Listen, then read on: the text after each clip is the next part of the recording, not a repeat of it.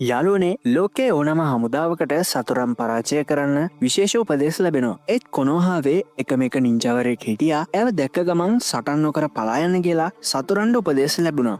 ඉතින් යාළුවනේ මෙයා නමින් අපි කවුරුත් දන්න කොනෝහාවේ කහකුණ මිනාතෝ නමිකාසේ. ගොඩක් අය හිතන්නේ මිනාතෝ කියන්නේ වේගවත් නිංජාවෙක් කියලා විතරයි. ඒත් ඔහු සතුණු ස්පේස් ටයිම් නින්ජුට්සු වල රහස් ඔහුගේ දක්ෂතාවයටත් වඩා ඉහළින් තිබුණු ඔහුගේ බුද්ධිය සහ ඔහු තම ශිෂ්‍යයන් එනෙන් දරූ වේදනාව ගැන අද අපි මේ වීඩියෝ එක පුරාවට ගැඹුරින් කතා කරනවා. මේ ලොවෙන්න එහා. I'm Minato Namikaze. මිනාතෝ නමිකාසේ කියන්නේ කිසිම ප්‍රසිද්ධ වංශයක උරුමයක් තිබුණු කෙනෙක් නෙමේ. ඔහු සතුවුණු සියලුම බලයන් ඔහුගේම මහන්සියෙන් ලබාගත් දේවල්. ඇකඩමියේදී ඔහු තැබූ ලකුණු අදටත් කොනෝහා ඉතිහාසයේ කිසියෙකුට බිඳීමට නොහැකිවූ ඉහළම ලකුණු මට්ටමයි. කුඩා කාලයේදීම මිනාතෝ සතුවුණු තීක්ෂණ බුද්ධිය අපි දකින්නේ කුෂිනා උසුමාකිව පැහැරගත් වෙලාවේදී. අයෙක් සියලුම දක්ෂ නිංජාවරුන්ට මගහැරුණු කුෂිනාගේ රතුකෙස් රොදවල් මිනාතෝ පමණක් හඳුනා ගත්තා. ඔහු එදා ඇව බේරාගෙන කිව්වේ අගේ කොන්්ඩේ හරිම ලස්සනයි. ඒක මට මාවත පෙන්න්නන රතුණු උලක් වගේ වුණා කියලා. මේ සිද්ධිය මිනතෝගේ ජීවිතේ හැරුම් ලක්ෂයක් වුණා. ඔන්න උතනින් තමයි මේ දෙන්නගේ ආදර කතාව පටන් ගත්තේ. මිනාතෝ පසුව කකාශී ඔබිතෝ සහ රින් යන තිදෙනගේ ගුරුවරයා වුණා.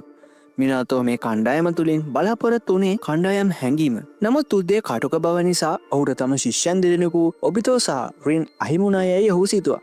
මේදී විශේෂයෙන්ම කියන්න ඕන දෙයක් තියෙනවා. මිනාතෝ තම ශිෂ්‍යන්ට ෆ්ලයින් තන්ඩ ගෝඩ් සලකුණ සහිත කුණයි පිහි ලබා දුන්නේ ඕනම වෙලාවක බේරා ගැනීමට. හැබැයි දෙවන මහා නිංජ යුද්ධයේදී සතුරු සෙබුළු දහසක් සමග තනිව සටන් කරන්නට ඔහුට සිදු නිසා ඔබිතෝ සහ කකාශි සිටිතැන්ට එමට ඔහු සුළු වෙලාවක් ප්‍රමාද වුණා. ඒ සුළු මොහොත මිනාතෝගේ හිතේ ජීවිත කාලය පුරාම ලොකු වේදනාවක් ඉදිරි කළා. දැන් අපි බලමු මිනාතෝව අනිත් අයට වඩා විශේෂ කළ තාක්ෂණික පැත්ත. බොහෝ දෙනා සිතන්නේ මිනාතෝ මේ ශිල්පය හැදුවා කියලා. නෑ, මේක හැදුවේ දෙවන හොකාගේ ටොබිරාමා සෙන්චු. හැබැයි ටොබිරාමා පවා පිළිගත්තා මිනාතෝ ඒ තමාට වඩා ගොඩක් හොඳට ප්‍රගුණ කරලා තියෙනවා කියලා. ඉතින් මේ ටෙක්නික් එකේ නම වල දන්නවනම් අනිවාර්යෙන් පහලින් කමෙන්ට් කරන්න. වේගය සහ අවකාශය ටොබිරාමට එක්වරකට ගමන් කළ හැකි වුණේ එක් සලකුණකට පමණයි. හැබැයි මිනාතෝට සටන් බිම පුරා 100 ගණනක් සලකුණු පවත්වා ගනිමින් ඒ ඕනම තැනකට ශ්‍රණිකව යාමට ඔහුට හැකි වුණා. ස්පේස් ටයිම් බැරිය. මිනාතෝට පුළුවන් වුණා තමන් දෙසට එන ඕනම ප්‍රහාරයක් අවකාශය හරහා වෙනත් දිශාවකට යොමු කරන්න. නවල්ගේ නාරියාගේ දැවැන්ත ප්‍රහාරය ඔහු ගමෙන් පිටතට යොමු කළේ මේ තාක්ෂණයේ ප්‍රහාරක වේගය. මිනාතෝගේ රහස තිබුණේ ඔහුගේ ප්‍රතික්‍රියා වේගය තුලයි. ඔහු සතුරාගේ ප්‍රහාරයක් එල්ලවීමට පෙර තම සලකුණ සතුරාගෙන්ගේ තැන්පත් කිරීමට සමත් වුණා. වරක් සලකුණක් වැදෙනු පසු ඒ සතුරාට මිනාතෝගේ ප්‍රහාරයෙන් ගැලවීමක් නැහැ. රාසෙන්ගන් සහ සේජ් මෝඩ්. මිනාතෝ වසර 3ක් තිස්සේ පරිශ්‍රමයක් දරමින් රාසෙන්ගන් නිර්මාණය කළා. ඔහු මේ සඳහා ආභාෂය ලැබුවේ 9 ටේල්ස්ගේ බිචූඩම එකෙන්. රාසෙන්ගන් යනු චක්‍රා පාලනයේ උපරිම අවස්ථාව. ඒ වගේම ගොඩක් අය නොදන්න දෙයක් තමයි මිනාතෝට සේජ් මෝඩ් එකත් පුළුවන් කියලා. හැබැයි මිනාතෝ මේ සටන්වලදී භාවිතා කළේ ඉතා කලාතුරකින්. ඒකට හේතුව තමයි සේජ් මෝඩ් එකට අවශ්‍ය ශක්තිය එක්රැස් කිරීමට ගතවන කාලය වැඩි වෙන එක.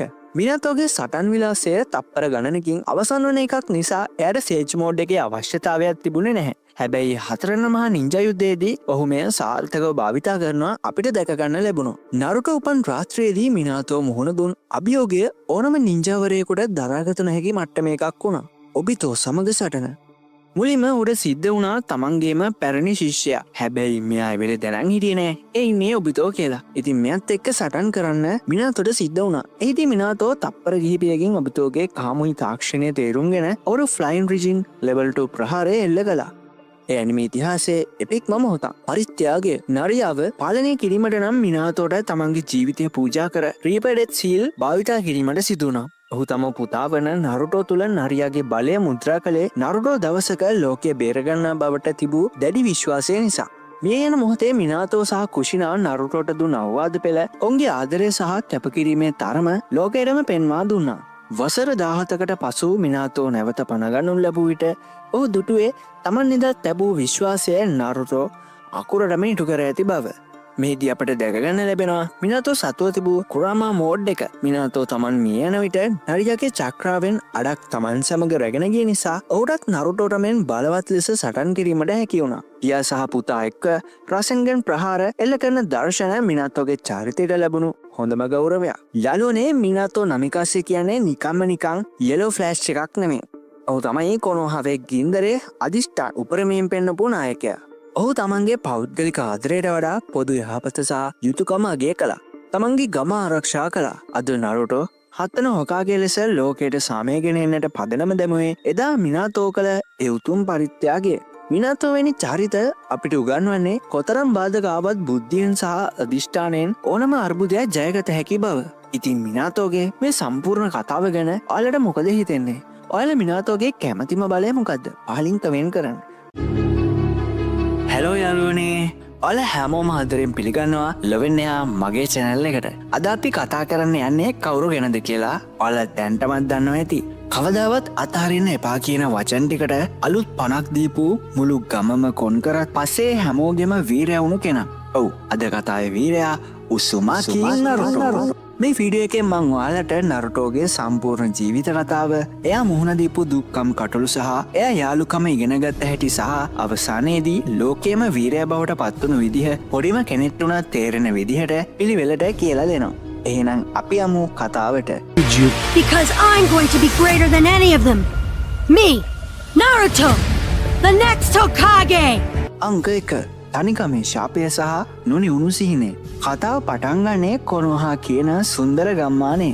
දවසක් නව වලිග නරියා කියන මහා බලවත් දරුණු මොරුගෙක් මේ ගමට පහර දෙනවා. මේක මහා විනාශයක්. ගම බේරගන්න ඒ වෙලාවේ හිටපු ගමේ නායකයා 4 වෙනි හෝකාගේ තමන්ගේ ජීවිතේ පූජා කරලා මේ නපුරු නරියාව එදා ඉපදුණු පුංචි බබෙක්ගේ ඇඟ ඇතුළට දාලා සීල් කරනවා. ඒ බබා තමයි නරුටෝ. ඒ මහා සටනින් නරුටෝගේ අම්මයි තාත්තයි දෙන්නම යාට නැති වෙනවා. එයා අනාථයෙක් වෙනවා. ඒත් ඊටත් වඩා දුක තමයි ගමේ මිනිස්සු එයා දිහා බැලුවේ අර නපුරු නරියා දිහා බලනවා වගේ. මෙයා තමයි අපේ ගම විනාශ කරන්න ආපු මුර්ගයා කියලා හැමෝම හිතුවා. කවුරුත් එයත් එක්ක සෙල්ලම් කළේ නැහැ. කවුරුත් කතා කළේ නැහැ. හැමෝම කොම් කළා. හිතන්නකෝ ඔයාට එහෙම වුණා නම් දැනෙන තනිකම, ඒ දුක. නරුටෝ හැමදාම රැයට ඇඬුවේ තනියෙන්. ඒත් මේ තනිකම මැද්දේ මේ වේදනාව ඇතුලේ එයා එක ලොකු හීනයක් දැක්කා. මන් දවසක මේ ගමේ ලොකුම නායකයා හෝකාගේ වෙනවා. එතකොට හැමෝම මව පිළිගනි. මගේ පැවැත්ම පිළිගනි. මේ හීනය තමයි නරුටෝව ජීවත් කෙරෙව්වේ. අංක 2. පළමු බැඳීම් 7 වෙනි කණ්ඩායම. නින්ජා ඇකඩමියෙන් කොහොමාරි ගොඩදාගත්ත නරුටෝට පළවෙනි වතාවට කණ්ඩායමක් ලැබෙනවා. ඒ තමයි ටීම් 7. එයාගේ ජීවිතේ හැමදේම වෙනස් වෙන්න පටන් ගත්තේ මෙතනින්. උචිහා සසුකේ නරුටෝගේ ලොකුම තරඟකාරයා. ඒ වගේම එයාට කවදා හරි ඉඳපු හොඳම යාළුවා. හැමතිස්සෙම නරුටෝට වඩා දක්ෂ, හැමෝගෙම අවධානය දිනාගත්තු කෙනා. හරුනෝ සකුරා. නරුටෝ මුලින් ආදරය කරපු කෙනා. ඒත් සකුරාගේ හිත තිබුණේ සසුකේට. හතාකේ කකාෂි. එයාලගේ අමුතු නමුත් හරිම දක්ෂ ගුරුවරයා. මේ 3 දෙනා එක්ක නරුටෝ පළවෙනි වතාවට යාළුකම කියන්නේ මොකක්ද කියලා ඉගෙන ගත්තා. තනියම ඉන්නවට වඩා කණ්ඩායමක් එක්ක ඉන්න එක කොච්චර වටිනවද කියලා එයාට තේරුණා. එයාලා එකටම හියුම් කළා. එකට සටන් කළා. එකිනෙකාට උදව් කරගත්තා. නරුටෝගේ තනිකම ටිකෙන් ටික නැති වෙන්න පටන් ගත්තා. 3 වෙනි කොටස. වීරයාගේ උපත. කොළ ගම්මානය බේරා ගැනීම. කාලයත් එක්ක නරුටෝ පුහුණුවීම් කරලා ගොඩක් ශක්තිමත් වුණා. එයාට ජිරයියා වගේ ශ්‍රේෂ්ඨ ගුරුවරයෙක් හම්බ වුණා. එයාගෙන් රාසෙන්ගෙන් වගේ සුපිරි බලයන් ඉගෙන ගත්තා. නරුටෝගේ ජීවිතයේ ලොකුම හැරවුම් ලක්ෂය තමයි පේන් කියන දරුණු සතුරා කොනොහා ගමට පහර දෙන වෙලාව. මුළු ගමම විනාශ වෙලා හැමෝම අසරණ වෙලා ඉද්දී නරුටෝ තනියම ඇවිත් ඒ මහා බලවේගයට මුහුණ දුන්නා. එයා සේජ් මෝඩ් කියන සබාදහමේම ශක්තිය ලබා ගන්න බලය පාවිච්චි කරලා ගම බේරගත්තා. එදා තමයි මුලින්ම එයාට යක්ෂයා කියලා වෛර කරපු ගමේ මිනිස්සු නරුටෝව වීරයෙක් විදිහට පිළිගත්තේ. එදා මුළු ගමම එයාගේ නම කියලා කෑ ගැහුවා. එයාගේ හීනයේ පළවෙනි පියවර එදා එයා ජයගත්තා. 4 වෙනි කොටස. මහා යුද්ධය සහ හෙළිදර වූ සත්‍යයන්. ඊළඟට පටන් ගත්තේ මුළු නින්ජා ලෝකයම එකතු වෙලා කරපු 4 වෙනි මහා නින්ජා යුද්ධය. මේ යුද්ධය අතරතුරේදී තමයි නරුටෝගේ ජීවිතේ සිදුවුණු සංවේදීම දේ වුණේ. එයාට එයාගේ ඇඟ ඇතුලේදී චක්‍රවල බලෙන් එයාගේ අම්මවයි තාත්තවයි හමු වුණා. එදා තමයි නරුටෝ එයාගේ ජීවිතයේ සම්පූර්ණ ඇත්ත කතාව, එයාගේ දෙමව්පියෝ එයා වෙනුවෙන් කරපු අසීමිත කැපකිරීම දැනගත්තේ. මේ සිදුවීමෙන් පස්සේ නරුටෝ එයාගේ ඇගේ හිටපු එයා මෙච්චර කල් වෛර කරපු නරියා කුරාම එක්ක සම්පූර්ණයෙන්ම යාළු වුණා. එයා තේරුම් ගත්තා කුරාමත් එයා වගේම තනිකමෙන් හිටපු කෙනෙක් කියලා. මේ මිත්‍රත්වයෙන් නරුටෝ කුරාම චක්‍ර මෝඩ් කියන අතිවිශාල බලයක් ලබා ගත්තා. අවසානයේදී එයාගේ හොඳම යාළුවා වුණු සසුකේ එක්ක එකතු වෙලා නරුටෝ මුළු විශ්වයම බේරගත්තා. පස්වෙනි කොටස සීනය සැබෑවීම සහ උත්තරීතර පරිත්‍යාගය. යුද්ධය ඉවර වුණාට පස්සේ අවුරුදු ගානක වෛරයකින් පස්සේ නරුටෝ සහ සසුකේ අවසන් වතාවට සටන් කරලා එයාලගේ යාළුකම ආයෙත් අලුත් කරගත්තා. ඊට පස්සේ අන්තිමේදී හැමෝගෙම ආදරය සහ ගෞරවය දිනාගෙන එයා පොඩි කාලේ දැකපු ඒ ලොකු හීනය හැබෑ කරගත්තා. උසුමාකි නරුටෝ කොනෝහා ගමේ 7 වෙනි හොකාගේ බවට පත් වුණා. ඒත් කතාව එතනින් ඉවර වුණේ නෑ. හොකාගේ වුණාට පස්සේ ඉෂිකි ඔට්සුට්සිකේ වගේ ඊටත් වඩා භයානක සතුරෙක් ආවා. එයාව පරද්දන්න නරුටෝට එයාගේ ජීවිතේ අවදානම්ම තීරණය ගන්න වුණා. එයා බ්‍රියොන් මෝඩ් කියන තමන්ගේ සහ කුරාමගේ ජීව ශක්තියම දිය කරලා හදන අති විශාල බලයක් පාවිච්චි කළා. නරුටෝයේ සටන දිනුවත් ඒ වෙනුවෙන් එයාට ලොකුම මිලක් ගෙවන්න වුණා. එයාගේ ජීවිත කාලය පුරාවටම එකට හිටපු මුලින් සතුරෙක් වුණත් පස්සේ හොඳම යාළුවෙක් වුණු කුරාමව එයාට සදාටම නැති වුණා. ලෝකයේ බේරගන්න එයාගේ පවුල බේරගන්න නරුටෝ එයාගේ බලයේ ලොකුම ප්‍රභවය සහ එයාගේ හොඳම යාළුවව පරිත්‍යාග කළා. ඉතින් යාළුවනේ නරුටෝ අපිට ඉගැන්වූ පාඩම් මොනවාද?